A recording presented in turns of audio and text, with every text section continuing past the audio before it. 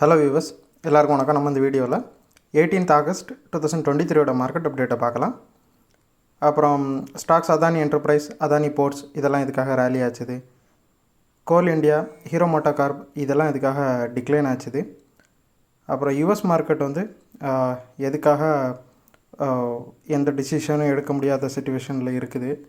அப்புறம் கிரிப்டோ வந்து எதனால் ஒரே நாளில் சுமார் 800 கோடி ரூபா அளவுக்கு வந்து மதிப்பு இழந்துருக்குது. ஸோ அது எதனால் அப்படிங்கிறதையும் நம்ம பார்க்கலாம். அப்புறம் வந்து க்ரூட் கரன்சி, கோல்டு இதோட ரேட்ஸ் எல்லாத்தையும் நம்ம இந்த வீடியோவில் பார்க்கலாம். நீங்கள் இந்த சேனலை சப்ஸ்கிரைப் பண்ணாமல் இருந்தால் மறந்துடாமல் சப்ஸ்கிரைப் பண்ணுங்கள். அப்படியே அந்த பெல் ஐக்கானை கிளிக் பண்ணிங்கன்னா டெய்லி மார்க்கெட் பற்றிய டீட்டெயில் அப்டேட்ஸ் வந்து உங்களுக்கு தவறாமல் கிடைக்கும். ஃபஸ்ட் வந்து மார்க்கெட் அப்டேட்டை பார்த்துடலாம்.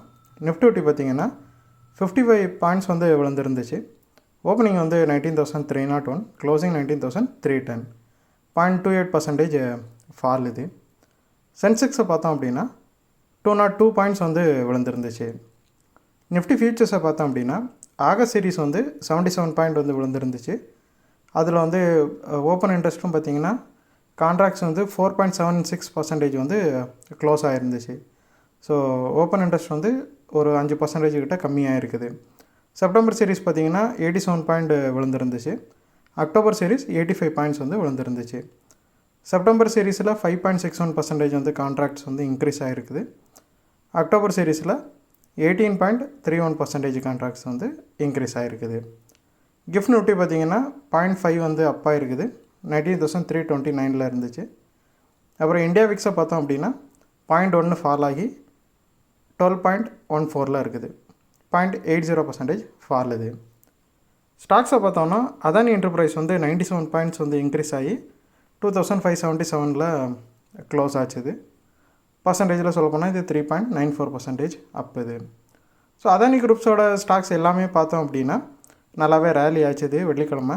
அது மட்டும் இல்லாமல் அதானி குரூப்ஸோட மொத்த ஸ்டாக்ஸோட மார்க்கெட் வேல்யூ வந்து 11 லட்சம் கோடியை வந்து தாண்டி இருக்குது. இது வந்து 6 மந்த்ஸ் ஹை.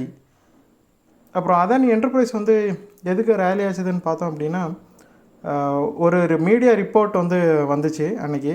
அதுபடி பார்த்தோம் அப்படின்னா அதானி என்டர்பிரைஸ், அப்புறம் அதானி எனர்ஜி சொல்யூஷன், அப்புறம் அதானி பவர் இவங்கெல்லாம் வந்து சேர்ந்து அபுதாபி நேஷ்னல் எனர்ஜி கம்பெனியன் பிஜேஎஸ்சின்னு சொல்கிறாங்க, அது டிஏக்யூஏன்னு சொல்கிறாங்க. ஸோ அந்த கம்பெனி கூட ஒரு பேச்சுவார்த்தையில் இன்வெஸ்ட்மெண்ட்டுக்காக நடத்தியிருக்காங்க அப்படின்ட்டு சொல்லியிருந்தாங்க. அந்த பேச்சுவார்த்தை நடந்தது, அந்த மீடியா ரிப்போர்ட் வந்ததும் தான் அதானி ஸ்டாக்ஸ் எல்லாமே அப்பாக இருந்துச்சு. பட் அதானி வந்து அவங்களோட எக்ஸ்சேஞ்ச் ஃபில்லிங்ஸில் வந்து இதை பற்றி எதையுமே சொல்லலை. அவங்க இதை டெனை பண்ணி தான், அதாவது அப்படி ஒரு விஷயம் நடக்கலை அப்படிங்கிற மாதிரி தான் சொல்லியிருக்கிறாங்க. ஸோ மேபி இது வந்து மண்டே மார்க்கெட்டில் வந்து தாக்கத்தை உருவாக்கலாம். ஏன்னா அந்த ரிப்போர்ட் வந்து அது ஒரு ரூமராக ஆனதுனால, அந்த ரூமரை பேஸ் பண்ணி ஸ்டாக் ஏறினதுனால மேபி ப்ராஃபிட் புக்கிங் நடக்கலாம் அதானி என்டர்பிரைஸ்லேயும் மற்ற அது ரிலேட்டடான அந்த எனர்ஜி ஸ்டாக்ஸ்லையும். அப்புறம் அதானி போர்ட்ஸை பார்த்தோம் அப்படின்னா 835 க்ளோஸ் ஆச்சுது. 26 பாயிண்ட்ஸ் வந்து ரேலி ஆயிருந்துச்சு. 3.24% அப்புது. அதானி போர்ட்ஸை பார்த்தோம்னா அவங்களோட ப்ரொமோட்டர் அந்த ஜிக்யூஜி பார்ட்னர்ஸ் வந்து 2.2 மில்லியன் ஷேர்ஸை வந்து அக்வயர் பண்ணியிருக்கிறாங்க. இது மூலயமா அவங்க வந்து அதானி போர்ட்ஸில் அவங்களோட ஸ்டேக் வந்து 5.03% இன்க்ரீஸ் ஆகிருக்குது. ஸோ இந்த நியூஸ் கேட்டதுமே வந்து ப்ரொமோட்டர்ஸ் வந்து ஸ்டாக்ஸை வாங்கினதுமே அந்த ஸ்டாக்கோட ப்ரைஸ் வந்து இன்க்ரீஸ் ஆகிறது வந்து நார்மலான விஷயந்தான். ஸோ அதனால் அதானி போர்ட்ஸோட ஸ்டாக்கோட வேல்யூ வந்து இன்க்ரீஸ் ஆச்சுது. அப்புறம் கோல் இண்டியாவை பார்த்தோம் அப்படின்னா 4.8 ஃபால் ஆயிருந்துச்சு. 227 இருந்துச்சு. 2.09% ஃபால். இது கோல் இண்டியா பார்த்தோன்னா வெள்ளிக்கிழமை வந்து அது டிவிடெண்ட் எடாட் ஆனாச்சுது. ஸோ அவங்க வந்து 4 rupees வந்து பெர் ஸ்டாக்குக்கு வந்து டிவிடெண்ட் கொடுத்துருக்குறாங்க. ஸோ அந்த 4 rupees தான் இறங்குனது. அது கூட இன்னும் கொஞ்சம் அதிகமாக இறங்கி 4.8 வந்து டோட்டலாக இறங்கியிருக்குது. அப்புறம் ஹீரோ மோட்டோகார்ப்பை பார்த்தோம் அப்படின்னா 64 பாயிண்ட்ஸ் வந்து விழுந்து 2927 இருக்குது. 2.14% ஃபால். இது ஹீரோ மோட்டோகார்ப்பில் வந்து வெனஸ்டே வந்து அவங்களோட குரூப்ஸோட ப்ரொமோட்டர்ஸ் வந்து செட்டில்மெண்ட் அக்ரிமெண்ட் வந்து ஒன்று இது பண்ணாங்க. அதாவது ஃபேமிலி மெம்பர்ஸ்க்கு வந்து அவங்க செட்டில் பண்ணுறாங்க.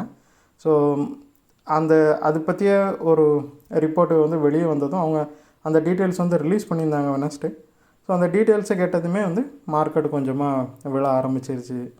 ஸோ ஏன்னா பிரித்து கொடுக்கறதுனால ஒரு ஸ்டேபிள் மேனேஜ்மெண்ட்டு இல்லாமல் போகலாம் அப்படிங்கிற மாதிரி ஒரு டவுட்டு மக்களுக்கு. ஸோ இது போகக்கூடிய இன்னும் வரக்கூடிய காலங்களில் தான் ஸோ இது எந்த மாதிரி இவங்களோட அந்த செட்டில்மெண்ட் அக்ரிமெண்ட் வந்து இம்பேக்ட் பண்ணுது ஸ்டாக்குங்கிறது தெரியும். எஃப்ஐஎஸை பார்த்தோம் அப்படின்னா எஃப்ஐஎஸ் வந்து 266 crore வந்து செல் பண்ணியிருக்காங்க. செகண்டு கன்சிக்யூட்டிவ் டேவாக வந்து செல் பண்ணுறாங்க. டிஏஎஸை பார்த்தோம் அப்படின்னா டிஏஎஸ் வந்து 339 crore வந்து பை பண்ணியிருக்கிறாங்க. முந்தின நாள் வந்து செல் பண்ணியிருந்தாங்க, இப்போ வந்து பை பண்ணுறாங்க. அப்புறம் யூஎஸ் மார்க்கெட்டை பார்த்தோம் அப்படின்னா டவ் வந்து 25 பாயிண்ட்ஸ் வந்து ரேலி ஆகிருக்குது. 34,500 க்ளோஸ் ஆச்சுது. S&P 500 வந்து பெருசாக எந்த சேஞ்சு பண்ணல, 4,369 இருந்துச்சு. நாஸ்டாக்கை பார்த்தோன்னா 26 பாயிண்ட்ஸ் விழுந்து 13,290 க்ளோஸ் ஆச்சுது. நாஸ்டாக் மட்டும்தான் கொஞ்சம் அதிகமாக விழுந்திருக்கு. பட் மார்க்கெட் 3 இண்டெக்ஸுமே வந்து பெரிய அளவில் சேஞ்ச் எதையுமே மேக் பண்ணலை. ஸோ இதுக்கு ரீசன் பார்த்தோம் அப்படின்னா யூஎஸ் வந்து ட்ரெஷரி ஈல்டு ரொம்பவே ரேலி ஆகிட்டு போட்டிருந்துச்சு. அது இப்போ கொஞ்சம் ஸ்டெபிலைஸாக இருக்குது கொஞ்சமாக. ஸோ அதனால் இன்வெஸ்டர்ஸ் எல்லாம் வந்து கொஞ்சம் வெயிட் பண்ணிகிட்ருக்குறாங்க. நெக்ஸ்ட் வீக்கில் வந்து ஃபெட் ரிசர்வ் வந்து இன்ட்ரெஸ்ட் ரேட்டு ஏற்றுறதை பற்றி என்ன சொல்ல வராங்க அப்படிங்கிறத நெக்ஸ்ட் வீக்கு வரைக்கும் வெயிட் பண்ணி பார்க்குறதா இன்வெஸ்டர்ஸ் இருக்கிறதுனால பெரிய மூவ் எதையுமே யூஎஸ் மார்க்கெட் மேக் பண்ணலை. யூஎஸ் விக்ஸ் பார்த்திங்கன்னா கொஞ்சமாக சரிஞ்சிருக்குது. 17.3 இருக்குது. 3.30% ஃபால் ஆகிருக்குது. கிரிப்டோவை பார்த்தோம் அப்படின்னா பிட்காயின் வந்து 26,053 இருக்குது. 583 பாயிண்ட்ஸ் வந்து விழுந்திருக்குது. 2.19% ஃபால் அது. ஸோ பிட்காயினை பார்த்தோம் அப்படின்னா இது வந்து ஒரு ஃபியூ டேஸாகவே எலான் மஸ்கோட ஸ்பேஸ் எக்ஸ் வந்து அவங்களோட பிட்காயின்ஸ் எல்லாத்தையுமே செல் பண்ணியிருக்கிறாங்க. அது அந்த நியூஸ் வந்ததுலேருந்து நல்லாவே விழுந்துட்டுருக்குது. ஸோ ஸ்பேஸ் எக்ஸ் என்ன சொல்கிறாங்கன்னா ஏறக்குறைய எல்லா பிட்காயினுமே அவங்க வந்து வித்துட்டதாக வந்து ரிப்போர்ட்ஸ் சொல்லுது. ஸோ இதே நிலமை இன்னும் கண்டினியூ ஆச்சுன்னா நெக்ஸ்ட் வீக்லேயும் இதே மாதிரி விழ ஆரம்பிச்சிச்சுன்னா ஏன்னா ஸ்பேஸ் எக்ஸ்னால தான் இடையில வந்து பிட்காயின் வந்து நல்லா ரேலி ஆச்சுது. ஒரு எலான் மாஸ்க் வந்து நான் வாங்க போகிறேன், அதில் அவர் ரொம்ப இன்ட்ரெஸ்டடாக இருந்தார் பிட்காயினில்.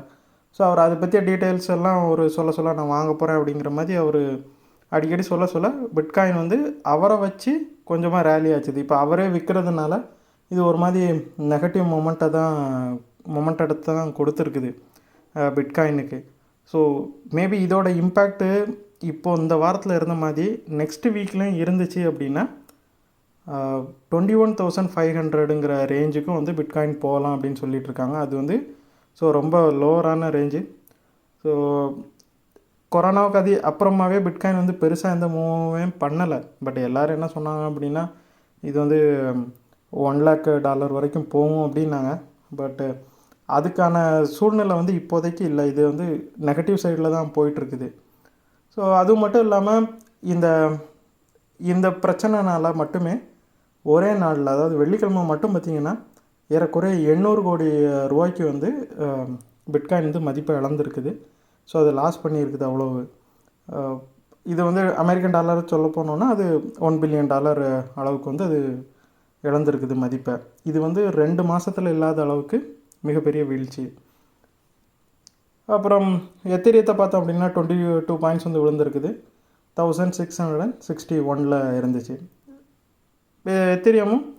ஸோ எல்லாமே வந்து கிரிப்டோவில் பிட்காயினை பேஸ் பண்ணி தான் எல்லாமே இருக்குது. ஸோ பிட்காயின் ஏறக்குறைய மதர் மாதிரி தான் இருக்குது எல்லாத்துக்குமே. ஸோ பிட்காயினில் என்ன பிரச்சனை வந்தாலும் அது இருக்கிற எல்லா கிரிப்டோ கரன்சியையும் பாதிக்கிறது ஒரு நார்மலான விஷயந்தான். ஸோ இதை பேஸ் பண்ணி எத்திரியம் பார்த்திங்கன்னா ஒரு 200 பாயிண்ட்ஸ் கிட்ட விழுந்துருச்சு. ஸோ எத்திரியத்தை பொறுத்தளவில் 200 பாயிண்ட் விழுறதுலாம் வந்து மிகப்பெரிய விஷயம். ஸோ அதுவுமே நல்லா லாஸஸை தான் மேக் பண்ணிகிட்ருக்குது. 1.34% வந்து அது ஃபால் ஆகிருக்குது. அப்புறம் க்ரூடை பார்த்தோம் அப்படின்னா 84.80 இருக்குது. 0.68 வந்து ரேலியாக இருக்குது. 0.81% அப்புது. க்ரூடு வந்து சைனாவோட அந்த எக்கனாமி பிரச்சனைனால ஸ்டில் வந்து சப்ளை கொஞ்சம் டைட்டராக தான் இருக்குது. ஸோ அது இன்னும் வருஷாகவே இருக்கிறதுனால தான் க்ரூடோட ரேட்ஸ் வந்து இன்னும் ஹையாக ஆகிட்டுருக்குது. அப்பப்போ க்ரூடில் வந்து ப்ராஃபிட் புக்கிங் போது எகைன் மறுபடியும் இன்க்ரீஸ் ஆகுது. ஸோ இதே தான் சுச்சுவேஷனாக இருந்துகிட்ருக்குது க்ரூடில். அப்புறம் கரன்சியை பார்த்தோம் அப்படின்னா யூஎஸ்டி வந்து 83.10 இருக்குது. 0.04 வந்து ஃபால் ஆகிருக்குது. யூரோ பார்த்திங்கன்னா 90.39 இருக்குது. 0.02 வந்து அப்பாக இருக்குது. பிரிட்டனோட பவுண்ட் வந்து 105.86 இருக்குது. 0.09 வந்து ஃபால் ஆகிருக்குது. ஸோ கரன்சி வந்து இந்தியன் ருப்பீஸ்க்கு எகென்ஸ்டாக யூஎஸ்டி, யூரோ, பிரிட்டனோட பவுண்டு எல்லாமே பெரிய சேஞ்சஸ் எதையும் மேக் பண்ணல. ஸ்லைட்டாக தான் வித்தியாசத்தில் இருக்குது. பட் ருப்பி வந்து இப்போ வந்து ஏறக்குறைய அது வந்து ஆல் டைம் லோவில் இருக்குது எகென்ஸ்ட்டு யூஎஸ்டி. ஸோ இதுக்கு முக்கியமான காரணம் வந்து நம்மளோட ஈக்விட்டி மார்க்கெட்டு தான். ஈக்விட்டி மார்க்கெட்டு சரிஞ்சிட்டு இருக்கிறதுனால இது இந்தியன் ருப்பிக்கு கொஞ்சம் தலைவலியாக இருக்குது. அப்புறம் கோல்டு பார்த்தோம் அப்படின்னா 1916 இருக்குது. 1.3 வந்து அப்பாக இருக்குது. 0.07% அப் இது. ஸோ கோல்டு வந்து பெரிய மூவ் எதையும் பண்ணல, கொஞ்சமாக சரிஞ்சிச்சு. இப்போ ஸ்லைட்டாக வந்து இன்க்ரீஸ் ஆகிருக்குது. ஸோ இதுக்கு ரீசன் வந்து டாலர் ஸ்ட்ராங் ஆகிட்டே இருக்குது. ஸோ ட்ரெஷரி ஈல்டு ஸ்ட்ராங் ஆனதுனால டாலர் கொஞ்சமாக ரேலி ஆச்சுது. ஸோ அந்த ரேலி வந்து கோல்டை ரொம்பவே பாதிச்சு கோல்டு வந்து நல்லாவே விழுந்துச்சு. இப்போ ட்ரெஷரி ஈல்டு கொஞ்சமாக ஒரு பேலன்ஸுக்கு வந்திருக்கிறதுனால டாலரும் வந்து ஒரு ஸ்லைட்டாக இன்க்ரீஸ் ஆகிட்டு இருந்தது. அப்படி அதே நிலமையில் இருக்கிறதுனால கோல்டும் வந்து ஒரு சின்ன அப்சைடு மூவ் பண்ணியிருக்குது. ஸோ இந்த வீடியோவில் நான் உங்களுக்கு கொடுத்த இன்ஃபர்மேஷன்ஸ் எல்லாம் கண்டிப்பாக ஹெல்ப்பாக இருந்திருக்கும் நான் நம்புகிறேன். இது உங்களோட ஃபியூச்சர் ட்ரேடிங் செஷனுக்கு கண்டிப்பாக ஹெல்ப் பண்ணும். இந்த வீடியோ உங்களுக்கு பிடிச்சிருந்துச்சின்னா லைக் பண்ணுங்கள், ஷேர் பண்ணுங்கள், மறக்காமல் சேனலுக்கு சப்ஸ்கிரைப் பண்ணுங்கள். அப்படியே இந்த பெல் ஐக்கானை கிளிக் பண்ணிங்கன்னா டெய்லி அப்டேட்ஸ் தவறாமல் கிடைக்கும். தேங்க்ஸ் ஃபார் வாட்சிங். Keep supporting. தேங்க்யூ.